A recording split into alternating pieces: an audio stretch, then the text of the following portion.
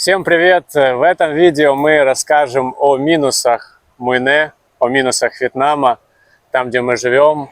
В прошлом видео мы рассказывали про плюсы Вьетнама, и вот решили записать еще одно видео, чтобы рассказать, что все-таки не все так хорошо, потому что идеальных мест не бывает, и везде есть какие-то свои минусы.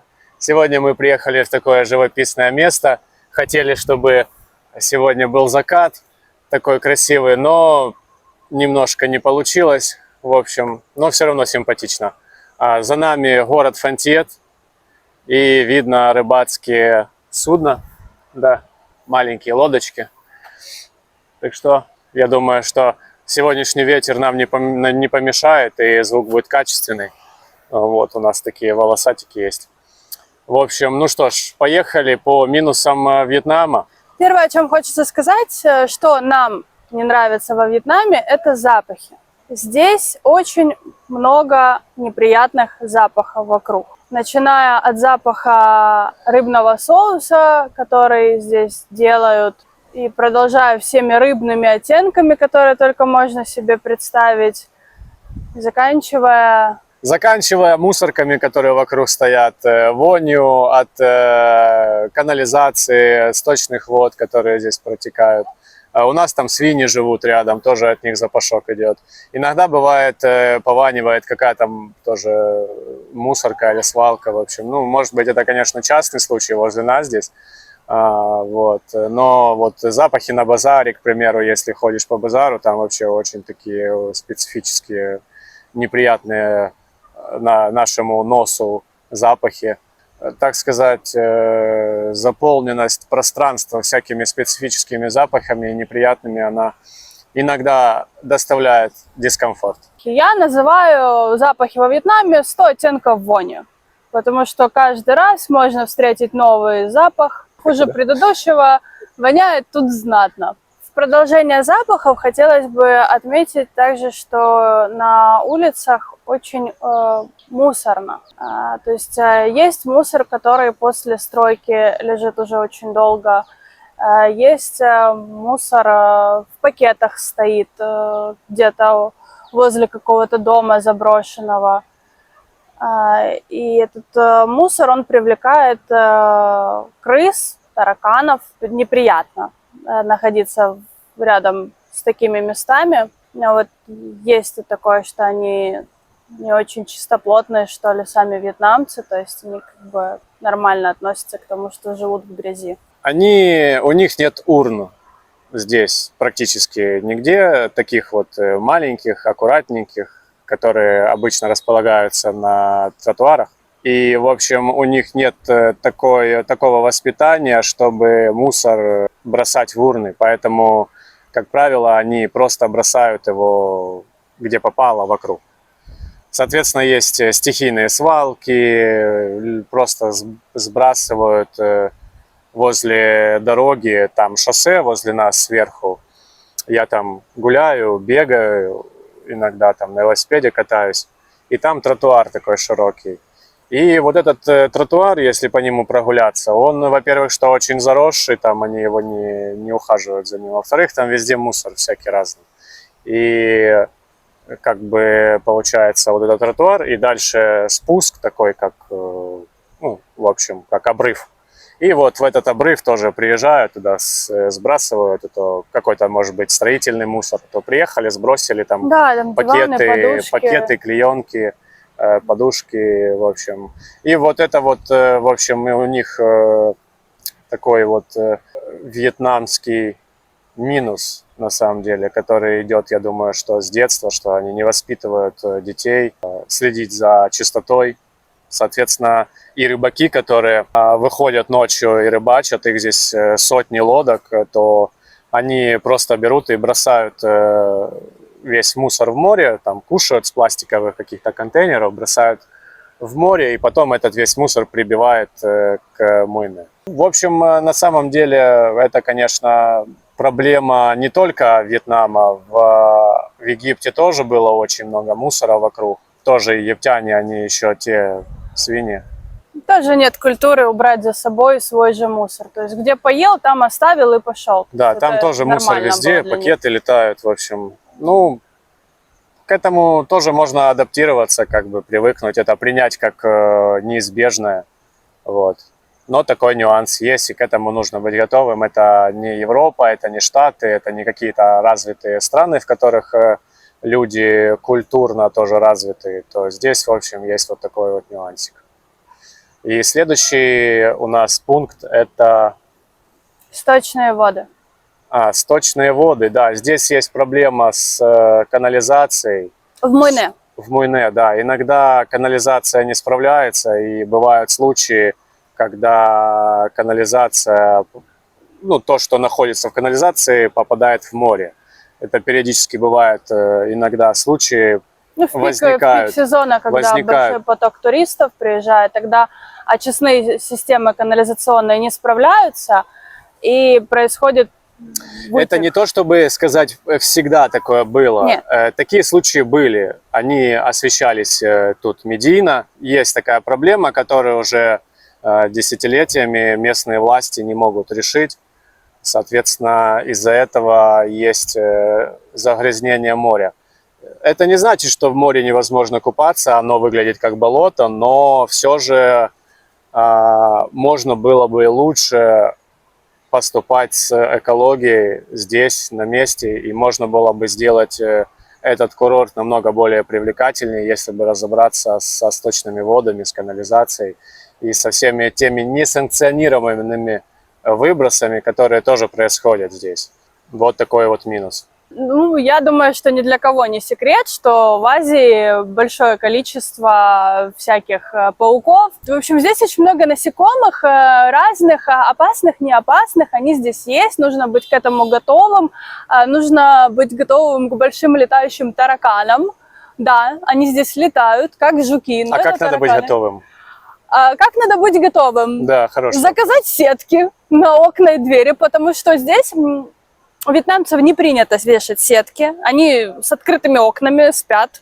Они привыкли, видимо, ко всем этим насекомым. То есть мы вот заказывали сетки на окна, сетку-дверь, чтобы было все открыто. Вот. Купить средства от тараканов, рейд, либо что-то ему подобное. Они здесь везде продаются. От пауков что? Есть специальные спреи. От пауков просто закрыться в комнате и не Нет, выходить. есть специальные спреи, они отпугивают пауков, клещей, всяких там муравьев. Ну, в общем, тоже местные вьетнамцы покупают эти спреи, пшикают себе вокруг дома, на байке, ну, чтобы никто не залазил. То есть нужно быть к этому готовым. Нужно проверять обувь, если вы на улице оставляете обувь, да, надо ее проверять, Да, чтобы то есть, там не был никакой скалопендры никакой не было. Скалопендры, да, ну, я Да, вот... кстати, скалопендры здесь очень большие бывают, какие вот такие где-то, да, по длине? Ну да, вот, но это на видео мы видели здесь в Мойне. Ну, я видел своими глазами где-то вот такую скалопендру ползала. Я не видела. Ну, далеко от нашего дома, но все равно она такая была. Да, мерзкая. змеи тут тоже есть, но тоже я видела одну маленькую змейку, Ярослав вот видел большую недалеко от нас. Еще новость была в Телеграме, что там какой-то вьетнамец убил кобру прямо где-то возле дома у кого-то здесь. Помнишь в начале? Да, новость была это в группе в Телеграме, что девушка пришла домой и увидела там кобру возле дома, возле своего. Вызвали службу и... Так это служба была? Ну, кого-то, да, они вызвали. Ну, Так ты сказала, это просто какой-то вьетнамец замочил кобру. Я не сказала просто какой-то вьетнамец. Так это был какой-то не просто вьетнамец, а служба? Ну, это был вьетнамец. Может служба быть, по убийству кобры? Может быть, служба по убийству кобры. Ну, в общем, короче, кобру утилизировали. Мы не видели кобру, нам она не попадалась, слава богу. Да. Здесь еще очень много комаров. И комары здесь солнцестойкие, если можно так сказать. То есть комары, они же как? Они днем не летают, потому что у них очень хрупкое тельце, и оно на жаре высыхает. То есть они могут умереть. Но здесь они как-то адаптировались к этой жаре, к солнцу, и даже днем они грызут. Вот кусают неистово. Ну, это Иру кусают неистово. Меня неистово не кусают. Может, у нее группа крови более подходящая. Поэтому вы не думайте, что здесь как бы вообще комары везде и повсюду. Она пшикается 24 часа в сутки, поэтому В общем, это исключительный случай. Я пшикаюсь только вечером. Тут они переносят какие-то опасные заболевания. Лихорадку, да. Вот, они переносят опасные заболевания, поэтому тоже нужно с этим быть осторожным. Да, покупать спрей и регулярно спреи, им пользоваться. Вот эти рейды, вот эти вот такие спиральки тоже лишним не будет. Вот. Ну, в общем, про насекомых, тараканов, да, тараканов здесь дофига, они вот такие здоровые, они летают. Ну, это так, немножко мерзко. Ну, пауки бывают, заползают, но это безобидные пауки, то есть вот таких, чтобы там каких-то опасных мы не встречали, то есть. Да, да. А выглядят они устрашающе, но они безобидные. Вот, Да. поэтому, то есть, ну, нужно быть к этому готовым. Можно купить скафандр специальный такой из сетки и вот так ходить.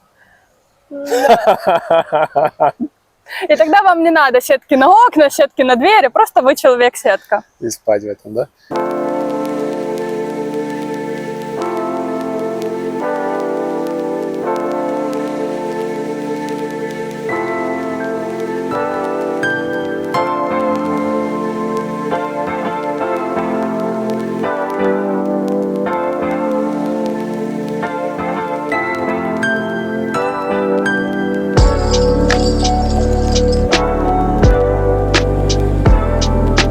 Яконы вылезли на охоту.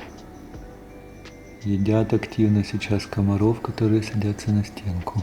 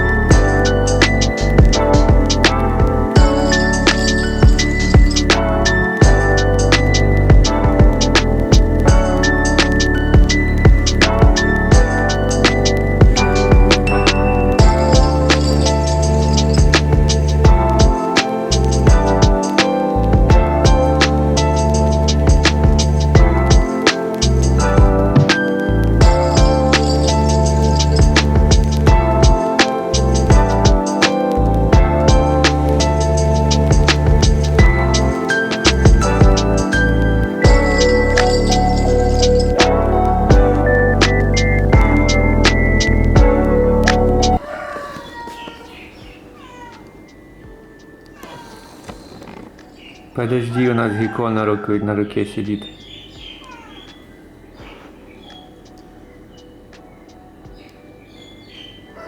Нравится ему на руке, не боится. Да, он, может быть, сейчас испугался и решил его скинуть. Не, ну чё я его на воске? Если бы он его скинул, то у него кого не было. Но он там отмирает. Белый, видишь, тянуть, он не был белый. Может, он наоборот вырастает? Да не, он был нормальный.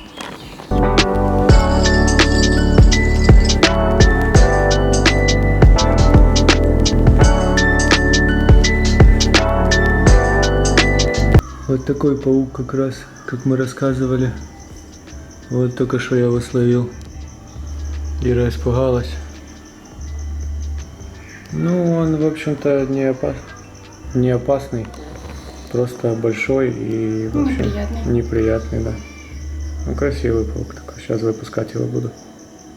Да, пауков мы не убиваем, Ярослав их ловит и выносит туда, за территорию нашего дома. Все живы остаются, то есть... Следующий пункт по минусам – это караоке. Вьетнамцы очень любят караоке, это у них прям национальная прям традиция. Вообще у них продаются эти караоке-системы, у каждого, наверное, есть микрофон. И они вот, получается, мы живем в частном секторе, и вот вокруг нас тоже, получается, другие дома. И время от времени какой-то вьетнамец заведет свою караоке и споет одну песню, загорланит на всю округу, и потом ляжет спать, наверное, я не знаю, что он делает. И вот поет постоянно одну и ту же свою какую-то песню, какого-то одинокого рыбака с разбитым сердцем. И вот одна и та же мелодия, одна и та же песня, мы ее прям уже знаем просто. Это вот, и у них такие мотивы музыки прям настолько примитивные, просто как будто бы, вот я не знаю, музыка 80-х, что-то вот такое, когда вот какое-то детское пианино какое-то. Ну, какая-то восьмибитка. Какая-то восьмибитка, вот такой простой бит, что-то похоже на шансон. И вот какие-то вот эти песни они завывают. Еще бывает по вечерам, когда вот они соберутся, напьются своего пива. Вот как раз мы приехали домой, и у нас тут соседи караоке поют просто люто. И я решил заснять, как это звучит. Может быть, камера это передаст. Вот там вот справа у нас соседи тусуются.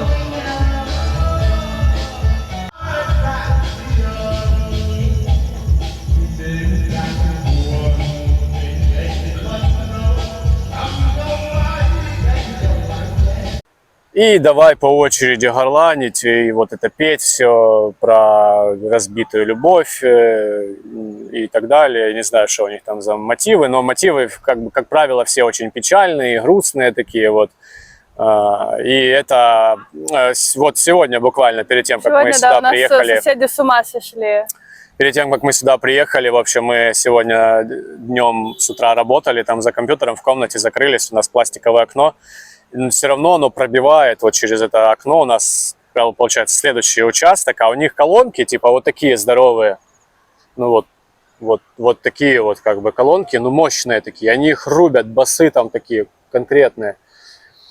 Это тоже минус такой, они очень любят попеть караоке, в общем. То бывает с одной стороны кто-то поет, то с другой стороны где-то кто-то поет. Это бывает очень классно, когда вообще никто не поет, прям тишина да покой.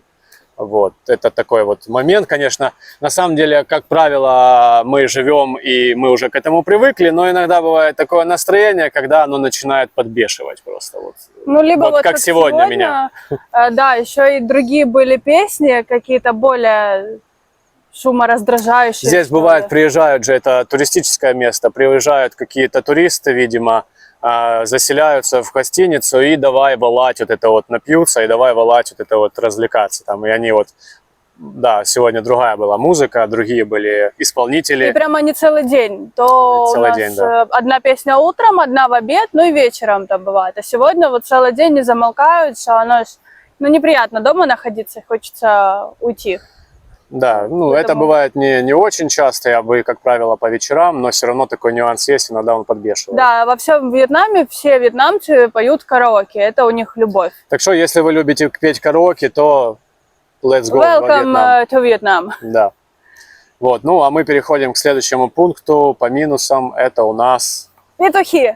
Петухи. Петухи тоже входят в тот же разряд, что и караоке, только петухи работают по утрам.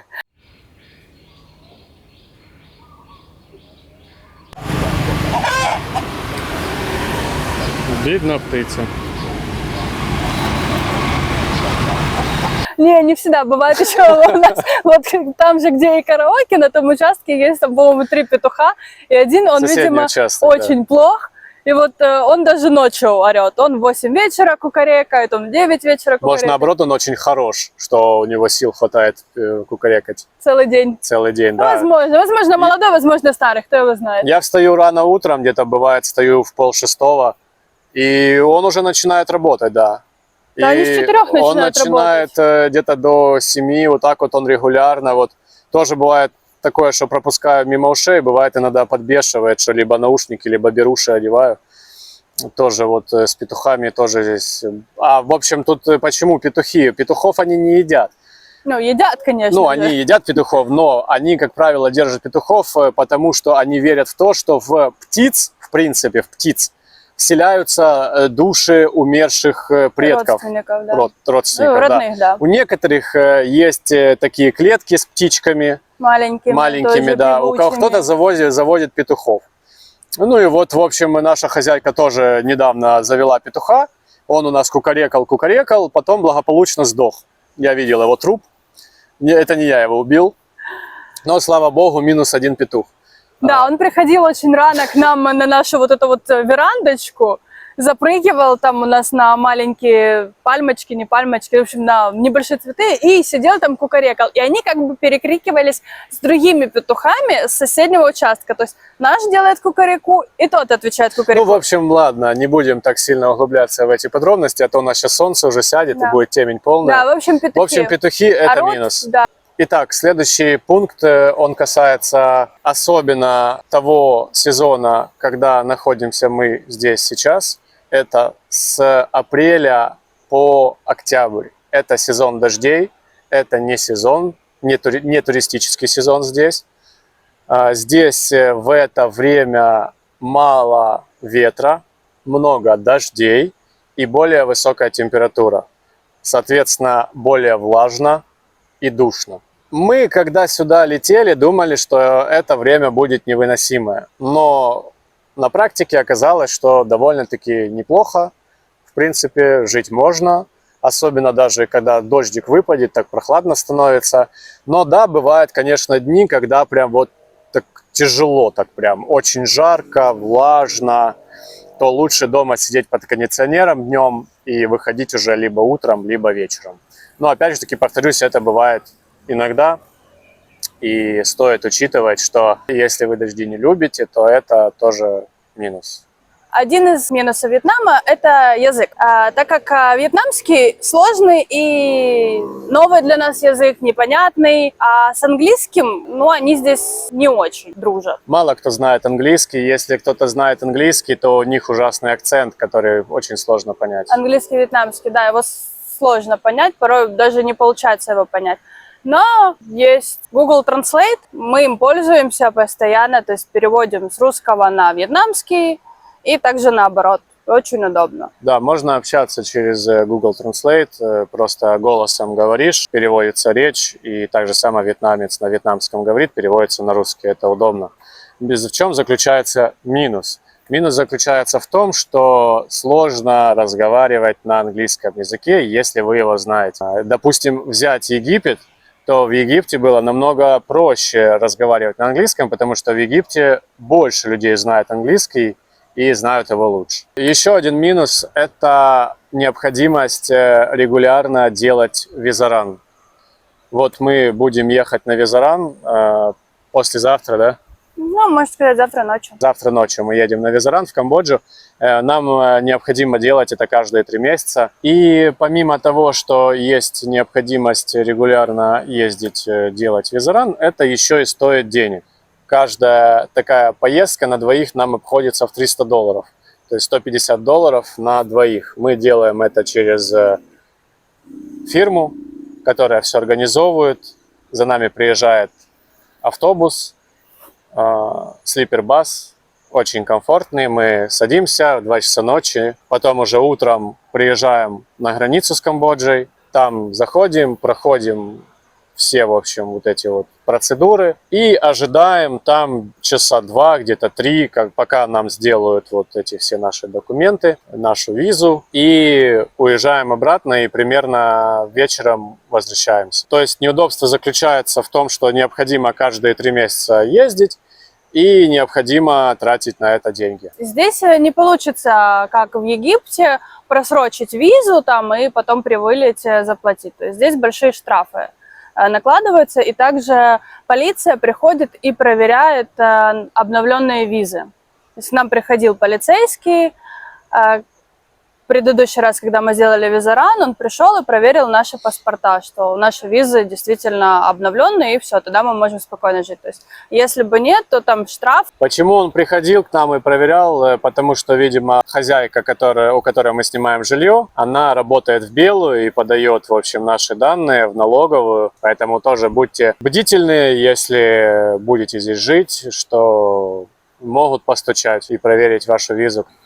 Нам пришлось переместиться, потому что мы поздно туда приехали, и там уже начало темнеть, как вы видели, то уже прям полностью потемнело, и хотелось бы все-таки, чтобы нас было видно. Ну и мы, в общем, переехали, здесь недалеко кафешка, сели и хотим продолжить. Вот сейчас расскажем последние 3 минуса. Начнем с хаоса на дорогах. Ира хотела рассказать про хаос на дорогах. Да. Хаос на дорогах. Здесь очень много людей ездят непосредственно на мопедах, на байк. Передвигаются они очень хаотично и нелогично даже местами. То есть подрезают, обгоняют, это есть, особенно вот в больших городах и местах скопления, в том же Фонтете, Перекрестке. То есть тут надо прям прокачать свой скилл, чтобы спокойно ездить на мопеде. Еще такая особенность, которую я заметила, это есть зебра, нарисована на дороге, но никто никогда не останавливается. Для чего она сделана, я не понимаю. Типа, если все равно все переходят дорогу, где им удобно.